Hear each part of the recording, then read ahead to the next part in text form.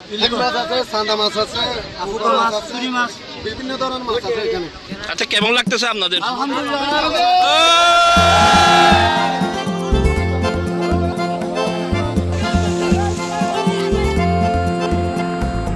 এক জালে ১৩০ মণ মাছ আর বিক্রি পুরো ১০ লাখ টাকা। সমুদ্র যেন হঠাৎ করে খুলে দিল ধন ভাণ্ডার। শনিবার সকাল, সূর্য তখনও খুব একটা উপরে ওঠেনি। টেকনাফ সদর ইউনিয়নের গোদারবিল সৈকত থেকে ৩০ জন জেলে নৌকা আর টানা জাল নিয়ে সাগরে নামেন। দুপুর ১টার দিকে জাল টানতেই চোখ কপালে, ঝাঁকে ঝাঁকে ছোট বড় মাছ লাফাচ্ছে জালে।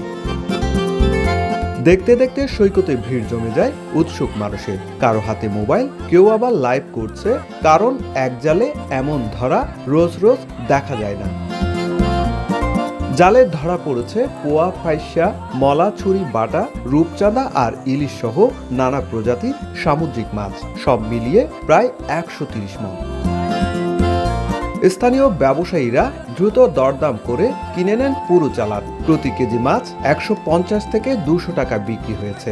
মাছগুলো বরফ দিয়ে সংরক্ষণ করাও হয়েছে। আর কিছু যাবে কক্সবাজার, কিছু চট্টগ্রাম এবং রাজধানী ঢাকার বাজারেও পৌঁছাবে এই সাগর সৌভাগ্য। আর জেলে গুরজিন আছে, খুব খুশি আল্লাহর রহমতে। অনেক মাছ সাগরে পাইছি আমরা, আল্লাহর রহমতে তারা অসীম খুশি। সাগরে মই অহরহ মাছ ধরি, ইনশাল্লাহ মাছের কোনো অভাব নথাইব। আর সারা বাংলাদেশ সময় মাছের অভাব নথাকে মানে ইনশাল্লাহ আল্লাহ হিন্দিলাদের সারা বাংলাদেশ খাইয়ের ইনশাল্লাহ আরো বিদেশে তো মাছ সাপ্লাই হয়ে যখন আল্লাহ তাআলা আমরা হিন্দিলাদ। সমুদ্র যখন দেয় তখন দুহাত ভরেই দেয়। এক জালে ১৩০ মণ মাছ, যা শুধু জেলেদের মুখে হাসি ফোটায়নি, চাঙ্গা করেছে পুরো স্থানীয় অর্থনীতিকেও। বিশেষজ্ঞরা বলছেন, প্রজনন মৌসুমে নিয়ম মেনে চললেই এমন সুখবর মিলবে আরও বেশি। সুজাউদ্দিন রুবেল, সময় সংবাদ, কক্সবাজার।